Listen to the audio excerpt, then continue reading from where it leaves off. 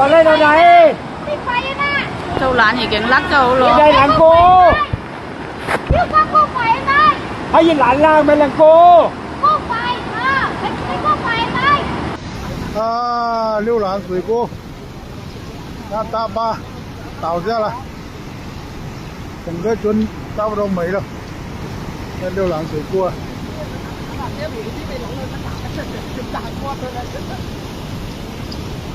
đại bác bận luôn này, đại bác bận này biểu, đại bác bận này mà đang chảo này rồi, lên con lỗ một cái, con lỗ quẹt lá nó gọi là nó.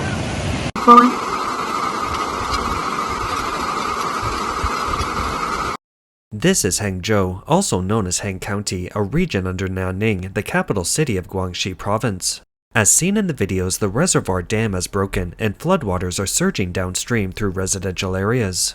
Some houses are submerged up to the rooftops, and some residents who haven't evacuated have climbed onto rooftops for safety.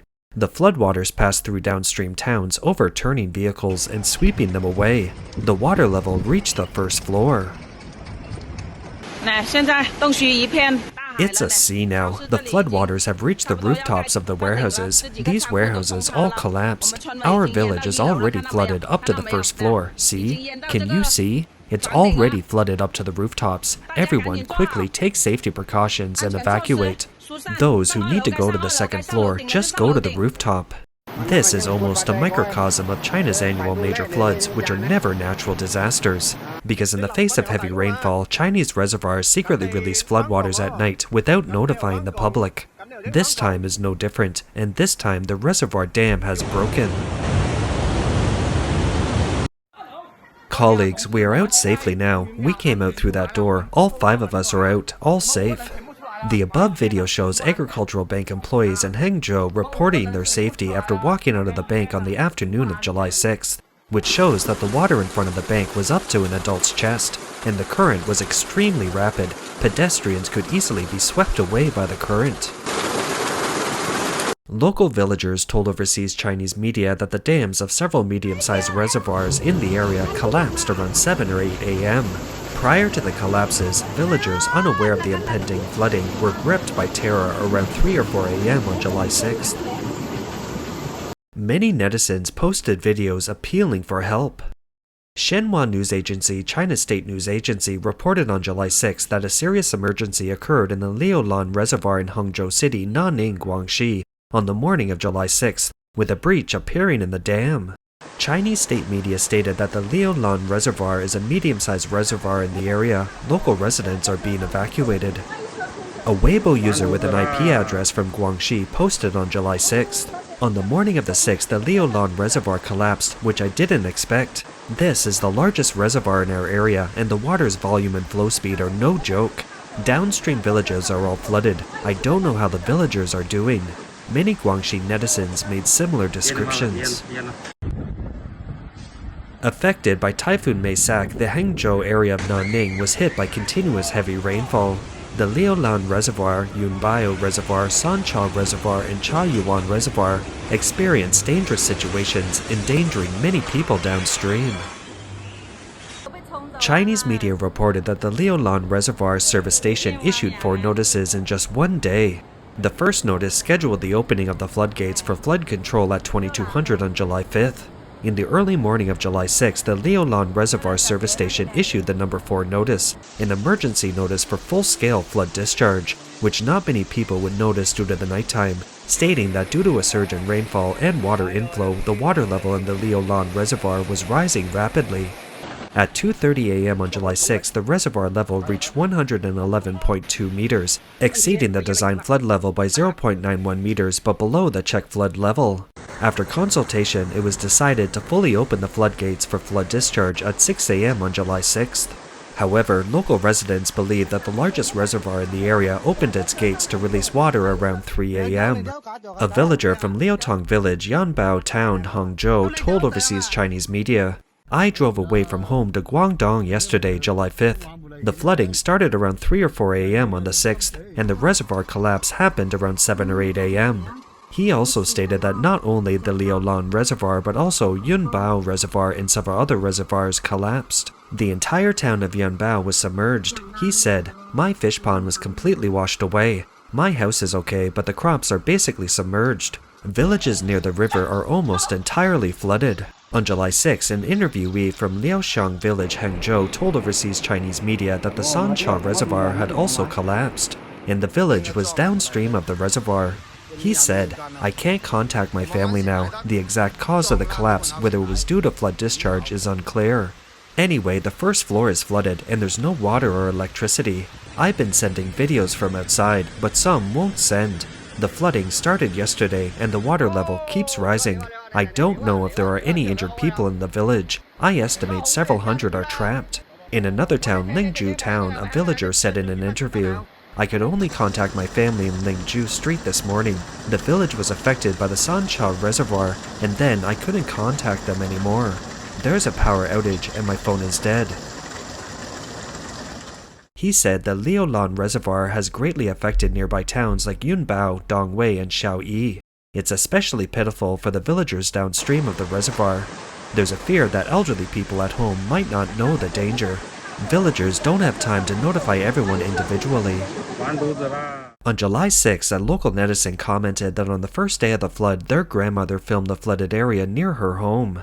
The water had already reached the second floor by the second day, and the grandmother was subsequently swept away by the flood. The grandmother has not yet been found, and the grandfather also passed away that morning. A villager from Yunbao town said in an interview, "The flooding started around 10 or 11 a.m. Villagers couldn't evacuate at all. The water was too high and too fast. Villagers are all hiding on the second floor. They lack supplies, but the roads are blocked, so supplies can't get in. People can't get out either." He indicated that the collapse of the largest reservoir in the area directly affected over 100,000 people in Yunbao town, not counting other townships. Another villager from Yunbao town said, "The reality is much worse than what you see in the videos. Many people have been swept away. The local area has lost internet and electricity, and I can't contact my family."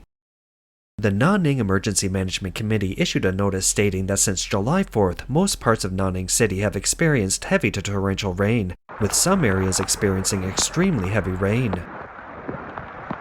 Water levels in some rivers have risen rapidly, and a few reservoirs have faced serious emergencies, making the flood control situation severe. This is a scene from July 6 after the floodwaters receded around Liaolan Reservoir in Hengzhou. Villagers said that about half the houses in the village were destroyed or washed away by the flood, with some reduced to their foundations. 水都厉害，一条大马路的水泥，全部搞成这样子，中文房子，这里也没有了，以前那一条桥过去，桥也没有了。哦，这里底都没有。Oh, even the foundations of the houses are gone.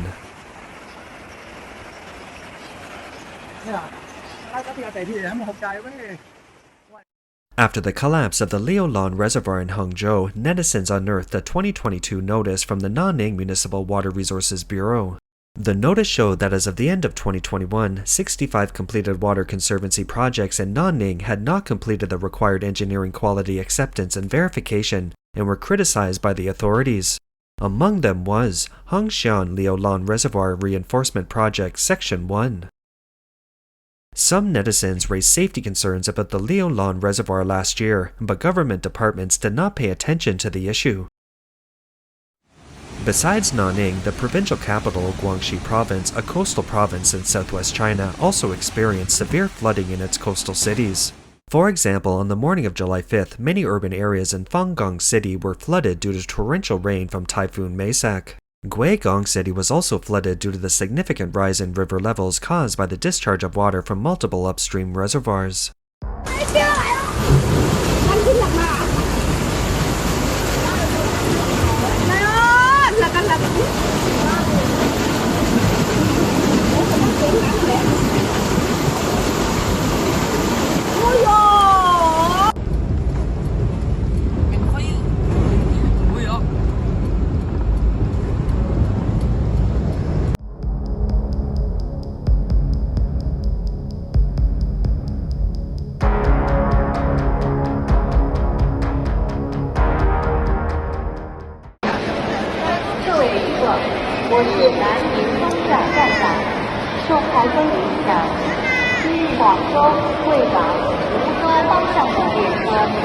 建议给您带来不便，我代表铁路界们向您表示诚挚的歉意。 In recent years, due to the widespread dissemination of mobile phone videos, the CCP's unique practice has attracted attention both domestically and internationally. During the flood season, the repeated unannounced nighttime releases of water from Chinese reservoirs have led to severe flooding downstream. Why? First, guided by the CCP's profit-driven ideology and its policy of transforming mountains and rivers, China has built the world's largest number of reservoirs, approximately 100,000. Many reservoirs lack sufficient capacity, and their multiple tasks, power generation, flood control, etc., are contradictory. When the rainy season arrives, management agencies often release water in emergencies to avoid responsibility for dam failures, ultimately shifting the disaster onto downstream populations. Unannounced nighttime water releases or the onset of rainfall deprive downstream residents of their golden escape time, often leaving them swept away by floods while asleep or caught off guard. Of course, the CCP has carefully planned these actions. The downstream areas are often rural, impoverished rural areas. These most vulnerable groups in the country suffer similar catastrophic disasters, and they lack the ability to seek compensation or justice from the government. For local officials, the losses caused by the reservoir's flood discharge could easily be attributed to a natural disaster. If it weren't for the widespread use of mobile phones and the internet in China, this tragedy would have remained hidden. We have always said that the CCP is systematically persecuting the Chinese people because a specter lurks behind this Red Party.